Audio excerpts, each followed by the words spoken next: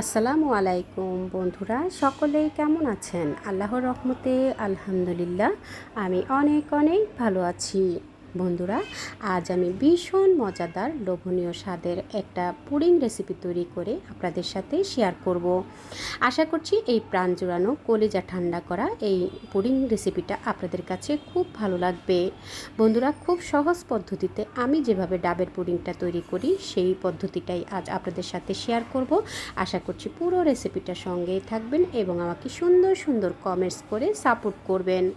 বন্ধুরা, ডাবের পুডিং কম বেশি সকলেই তৈরি করে থাকেন। আমি যেভাবে এই ডাবের পুডিংটা খুব সহজ পদ্ধতিতে বিভিন্ন ডিজাইন করে পুডিংটা তৈরি করি সেই পদ্ধতিটা আজ আপনাদের সাথে শেয়ার করব। আশা করছি পুরো রেসিপিটা দেখে নেবেন এবং আমাকে সাপোর্ট করবেন সুন্দর সুন্দর কমেন্টস করে।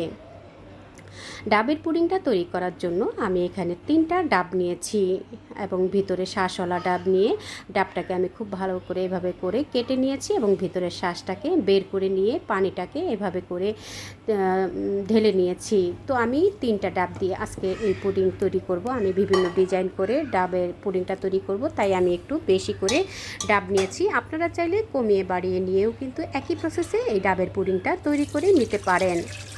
বন্ধুরা, যেহেতু এখন প্রচণ্ড গরম পড়েছে, এই গরমে কিন্তু এরকম কলিজা ঠান্ডা করা প্রাণ জুড়ানো ডাবের পুডিং তৈরি করে প্রিয়জনকে উপহার দিতে পারেন। আমি এখন ডাবের পানিটাকে একটু ছেঁকে নিয়েছি, এতে করে ডাবের পানির ভিতরে যে অতিরিক্ত ময়লা থাকে সেই ময়লাটা কিন্তু দূর হয়ে যাবে। এখন আমি আগার আগার পাউডার দিয়ে দেব। যেহেতু আমি এখানে 3টা ডাব দিয়ে আজকে পুডিংটা তৈরি করব, তো আমি এখানে 3 টেবিল চামচ আগার আগার পাউডার দিয়ে দেব। বন্ধুরা, আপনারা নিশ্চয়ই খেয়াল করেছেন আমি কিন্তু এখনও চুলাতে দেইনি। আমি আগে আগার আগার পাউডার ডাবের পানির সাথে মিক্স করে দেব এবং চিনি দিয়ে দেব। মিষ্টিটা আপনারা আপনাদের স্বাদ অনুযায়ী দিয়ে দিবেন। আমি এখানে 1 কাপ পরিমাণ চিনি নিয়েছি, তবে আমি পুরো 1 কাপ পরিমাণ চিনি দেব না, আমি কিছুটা চিনি রেখে দেব এবং আপনারা আপনাদের টেস্ট অনুযায়ী কিন্তু মিষ্টিটা বাড়িয়ে কমিয়ে দিয়ে দেবেন। ডাবের পুডিং একটু মিষ্টি কম হলে খেতে কিন্তু ভীষণ টেস্টি হয়, তো যার যার টেস্ট অনুযায়ী কিন্তু ডাবের পুডিংটা আপনারা মিষ্টিটা চেক করে অ্যাড করে দেবেন।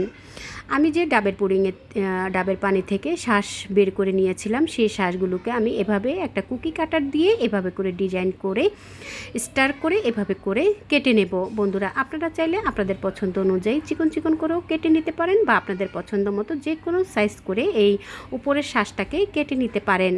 এই উপরের শাঁসটা যদি পুডিংয়ের সাথে দেওয়া হয়, পুডিংটা দেখতে কিন্তু অনেকটা আকর্ষণীয় হয়। তো আমি শাঁসগুলোকে এইভাবে কুকি কাটার দিয়ে সুন্দর ডিজাইন করে এভাবে করে কেটে নেব। অবশ্যই বন্ধুরা, পুডিংটা তৈরি করার আগেই কিন্তু এই কাজগুলো করে নিতে হবে, কারণ পুডিং তৈরি করতে কিন্তু খুব একটা সময় লাগে না, খুব 2-3 মিনিটেই কিন্তু পুডিংটা জমে যায়। যার কারণে এই ধরনের কাজগুলো, টুকিটাকি কাজগুলো কিন্তু আগের থেকেই রেডি করে রেখে দিতে হবে। তো বন্ধুরা, আমি নারকেলের শাঁসগুলো সুন্দরভাবে এভাবে কুকি কাটার দিয়ে কেটে নিয়েছি। দেখুন বন্ধুরা, দেখতে ভীষণ সুন্দর হয়েছে।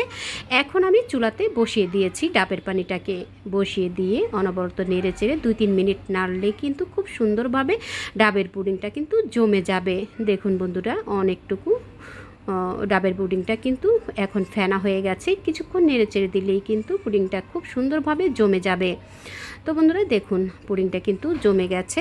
এখন আমি যেসব মোল্ডে আমি পুডিংটাকে জমিয়ে নেব সেসব মোল্ডগুলোকে আমি আগের থেকে খুব ভালো করে ধুয়ে পরিষ্কার করে নিয়েছি। আমি বিভিন্ন ডিজাইনের মোল্ডে, কেকের মোল্ডে এভাবে করে পুডিংটাকে জমিয়ে নেব। আপনারা আপনাদের পছন্দ অনুযায়ী যে কোনো মোল্ডেই কিন্তু পুডিংটাকে জমিয়ে নিতে পারেন।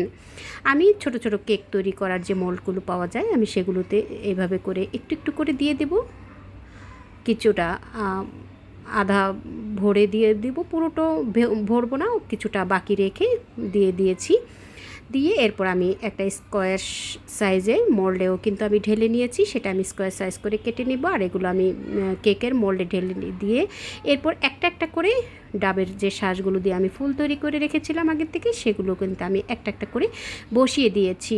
বন্ধুরা, স্কোয়ার সাইজের যে মোল্ডে আমি ডাবের পুডিংটা দিয়েছিলাম সেটার উপরেও আমি কিছুটা এইভাবে করে কেটে রাখা নারকেলের শাঁস দিয়ে ফুল তৈরি করেছিলাম, সেগুলো আমি এভাবে করে একটা একটা করে বসিয়ে দিচ্ছি। দেখতে কিন্তু ভীষণ আকর্ষণীয় হবে এবং খেতেও কিন্তু খুবই টেস্টি হবে।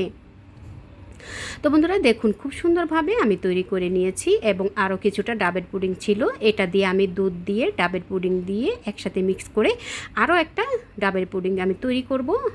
আশা করছি সঙ্গেই থাকবেন, পুরো রেসিপিটাই দেখে নেবেন।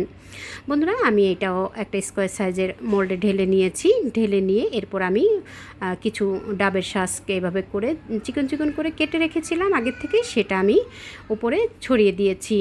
এখন আমি একটা প্যানে আমি এখানে হাফ লিটারের মতো পানি দিয়ে দিলাম। পানির সাথে আমি 1 কাপ পরিমাণ গুঁড়ো দুধ দিয়েছি এবং হাফ কাপ পরিমাণ চিনি দিয়ে দিলাম। বন্ধুরা আমি এখানে গুঁড়ো দুধ দিয়ে এই দুধের পুডিংটা তৈরি করব। আপনারা চাইলে কিন্তু লিকুইড দুধ দিয়েও তৈরি করতে পারেন। আর আগার আগার পাউডার দিয়ে দিলাম এখানে আমি 2 টেবিল চামচ। যেহেতু আমি এখানে হাফ লিটার পানি নিয়েছি, হাফ লিটার পানি অর্থাৎ এখানে হাফ লিটার দুধ দিয়ে এই পুডিংটা তৈরি করব, যার কারণে এখানে আমি 2 টেবিল চামচ আগার আগার পাউডার দিয়ে দিলাম। দিয়ে এখন আমি চুলাতে বসিয়ে দিয়ে 2-3 মিনিট জাল করে নেব। বন্ধুরা দেখুন 2-3 মিনিট জাল করে নিলে কিন্তু এরকম ফেনা উঠে যাবে। এরকম ফেনা উঠে গেলেই কিছুক্ষণ পরেই কিন্তু পুডিংটা খুব সুন্দরভাবে জমে যাবে। তো আমি 2-3 মিনিট জাল দিয়ে এরপর আমি যেই মোল্ডে পুডিংটাকে সেট করব সেই মোল্ডেই আমি ঢেলে দেব। তো বন্ধুরা দেখুন ডাবের পুডিংটা কিন্তু সুন্দরভাবে জমে গেছে। এটা আমি দুধের পুডিংয়ের ভিতরে মিক্স করে দেব। তো এটা আমি আগের থেকেই আমি একটু মোল্ড আউট করে নেব এবং ছোট ছোট করে স্কোয়ার সাইজ করে কেটে নেব। বন্ধুরা আমি এখন মোল্ড আউট করে নিচ্ছি এবং ডাবের পুডিংটাকে এভাবে করে চারপাশ থেকে একটা ছুরি দিয়ে এভাবে করে ছাড়িয়ে নিয়ে আমি ছোট ছোট করে স্কোয়ার সাইজ করে কেটে নেব। বন্ধুরা দেখে বুঝে নেবেন আমি কিভাবে করে নিচ্ছি। আপনারা চাইলে এই পুডিংটা এমনিও খেতে পারেন, তবে আমি এটা আবার একটু ভিন্ন টাইপের করে তৈরি করে দেখিয়ে দেব। এই পুডিংটা আবার দুধের পুডিংয়ের সাথে আমি অ্যাড করে দেব। তো বন্ধুরা দেখতে থাকুন, নিশ্চয়ই আপনাদের কাছে পুডিংয়ের রেসিপিগুলো খুবই ভালো লাগবে। আর এই এই ডাবের পুডিং এবং দুধের পুডিংটা দুইটাই কিন্তু খেতে ভীষণ টেস্টি হয়। আর এটা ফ্রিজে কিছুক্ষণ রেখে ঠান্ডা করে খেলে কলিজা প্রাণ জুড়িয়ে যাবে। তো আমার দুধের পুডিংটা তৈরি হয়ে গেছে। এখন আমি এরকম কেকের মোল্ডে আমি এভাবে করে ঢেলে দিয়েছি। ঢেলে দিয়ে আগের থেকে যে আমি স্কোয়ার সাইজ করে ছোট ছোট করে কেটে নিয়েছিলাম, ডাবের পুডিংটা জমিয়ে নিয়েছিলাম, সেগুলো এখন আমি দুধের পুডিংয়ের সাথে মিক্স করে দিচ্ছি। বন্ধুরা আসলে এটা দেখে বুঝে নেবেন আমি কিভাবে করে নিচ্ছি। খুব সহজ এবং ঝটপট করেই কিন্তু 4-5 মিনিটের ভিতরেই আপনারা এই পুডিংগুলোকে তৈরি করে নিতে পারবেন এবং তৈরি করাও কিন্তু খুবই ইজি। বিশেষ অতিরিক্ত কোনো রকমের কিছু প্রয়োজন হয় না। সাধারণত ডাবের পানি, ডাবের শাঁস এবং আগার আগার পাউডার, চিনি থাকলে আপনারা এই ধরনের মজার রেসিপিগুলো তৈরি করে প্রিয়জনকে উপহার দিতে পারেন। দেখুন বন্ধুরা আমি যেগুলো ছোট ছোট মোল্ডে সেট করেছিলাম সেগুলো আমি এখন তুলে নিচ্ছি। দেখুন 2-3 মিনিট পরেই কিন্তু ফ্যানের বাতাসে রেখে দিলে 2-3 মিনিটের ভিতরেই কিন্তু খুব সুন্দরভাবে জমে যায় পুডিংগুলো। এখন আমি সবগুলো পুডিং এভাবে করে তুলে নেব, তুলে একটা সার্ভিং ডিশে তুলে নেব। দেখুন বন্ধুরা আপনারা আপনাদের পছন্দ মতো কিন্তু মোল্ডে ঢেলে নিয়ে এরপর আপনারা কেটে নিতে পারেন আপনাদের পছন্দ অনুযায়ী। তো আমি এভাবে করে কেকের মোল্ডেই তৈরি করে নিয়েছি। দেখতেও কিন্তু ভীষণ আকর্ষণীয় হয়েছে আর এই পুডিংটা খেতেও কিন্তু ভীষণ মজা। এই গরমে কলিজাটা ঠান্ডা করার জন্য এরকম মজার পুডিং তৈরি করতে পারেন এবং প্রিয়জনকে এই গরমে আপনারা এই ধরনের মজার রেসিপি তৈরি করে উপহার দিতে পারেন। বন্ধুরা আমি যে স্কোয়ার শেপের মোল্ডে পুডিংটা সেট করেছিলাম সেটা জমে গেছে। এখন আমি সেটাও কেটে দেখিয়ে দিব। এভাবে করে আমি একটু স্কোয়ার সাইজ করে এভাবে কেটে নেব। আপনারা আপনাদের পছন্দ অনুযায়ী যে কোনো সাইজ করেই কিন্তু এই পুডিংগুলোকে জমিয়ে এরপর আপনারা কেটে নিতে পারেন। তো বন্ধুরা আমি কেটে নিচ্ছি স্কোয়ার সাইজ করে। আমি কিন্তু বিভিন্ন মোল্ডেই কিন্তু এই ডাবের পুডিংটাকে তৈরি করলাম। তো আপনাদের যেই পদ্ধতিটা ভালো লাগে আপনারা সেটাই কিন্তু সেই পদ্ধতিটা ব্যবহার করেই কিন্তু আপনারা এই পুডিংগুলোকে জমিয়ে নিয়ে এরপরে সার্ভ করতে পারেন। দেখুন বন্ধুরা খুব সুন্দরভাবেই কিন্তু তৈরি হয়ে গেছে আমার সবগুলো পুডিং। তো আরও একটা পুডিং আমার বাকি আছে, সেটাও আমি আপনাদেরকে দেখিয়ে দেব। দুধের পুডিং, যেটা ডাব দিয়ে দুধের পুডিং তৈরি করেছিলাম, সেটাও আপনাদের সাথে শেয়ার করব ইনশাল্লাহ। সবগুলো রেসিপি কিন্তু আপনাদের কাছে খুব ভালো লাগবে। এভাবে করে তুলে নিয়ে এরপর আমি ফ্রিজের নর্মাল চেম্বারে রেখে দেবো 2-3 ঘন্টা রেখে দিলেই কিন্তু এই পুডিংগুলো খেতে অনেক বেশি তৃপ্তিকর হবে। তো বন্ধুরা যেটা আমি দুধ দিয়ে তৈরি করেছিলাম সেটাও দেখুন 2-3 মিনিটের ভিতরে কিন্তু জমে গেছে। এখন আমি একটা ছুরি দিয়ে চারপাশ থেকে মোল্ড আউট করে এভাবে করে একটু ছাড়িয়ে নেব। ছাড়িয়ে নিয়ে এরপর আমি একটা প্লেটে একটা সার্ভিং ডিশে আমি এভাবে করে তুলে নেব। বন্ধুরা দেখুন এভাবে করে মোল্ড আউট করে নিয়ে এরপর আমি একটা ছুরির সাহায্যে কেটে নেব। আমি একটু কেকের মতো করেই কিন্তু কেটে নেব। আপনারা আপনাদের পছন্দ মতো এই পুডিংগুলোকে আপনারা সাইজ করে কেটে নিতে পারেন। আমি এভাবে কেকের মতো করেই কিন্তু কেটে নিয়েছি। তো বন্ধুরা দেখুন খুব সুন্দরভাবেই কিন্তু আমার সবগুলো পুডিং তৈরি হয়ে গেছে। আশা করছি আপনাদের কাছে এই পুডিংয়ের রেসিপিটা ভালো লেগেছে। ভালো লেগে থাকলে প্লিজ বন্ধুরা আপনারা আপনাদের টাইমলাইনে শেয়ার করে দিয়ে আপনাদের ফ্যামিলি ফ্রেন্ডসকে দেখার সুযোগ করে দেবেন। বন্ধুরা আমার রেসিপিটা যদি কোনো অংশে আপনাদের কাছে একটু হলেও ভালো লেগে থাকে প্লিজ বন্ধুরা আপনারা কমেন্টস করে জানাবেন আপনাদের কাছে রেসিপিটা কেমন লেগেছে।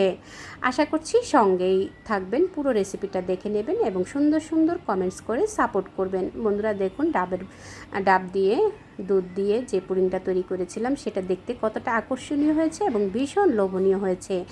এখন আমি এই পুডিংটাকে ফ্রিজে নর্মাল চেম্বারে রেখে দেবো 2-3 ঘন্টা রেখে দিয়ে এরপর আমি সার্ভ করে দেবো। তো বন্ধুরা দেখুন খুব সুন্দরভাবে আমার সবগুলো পুডিংই একইভাবে তৈরি হয়ে গেছে। আপনারাও তৈরি করবেন, প্রিয়জনকে এরকম মজার মজার রেসিপি তৈরি করে উপহার দিবেন। আমার রেসিপিটা ভালো লাগলে আপনারা আপনাদের টাইমলাইনে শেয়ার করে দিবেন। দেখা হবে পরবর্তী কোনো রেসিপির সঙ্গে। সেই পর্যন্ত সকলের সুস্থতা কামনা করছি। ভালো থাকবেন, সুস্থ থাকবেন, নিরাপদে থাকবেন। আমার ও আমার পরিবারের জন্য দোয়া করবেন। রেসিপিটা যদি আপনাদের মনে একটু হলেও জায়গা করে নেয় প্লিজ বন্ধুরা একবার হলেও ট্রাই করবেন। আল্লাহ হাফিজ।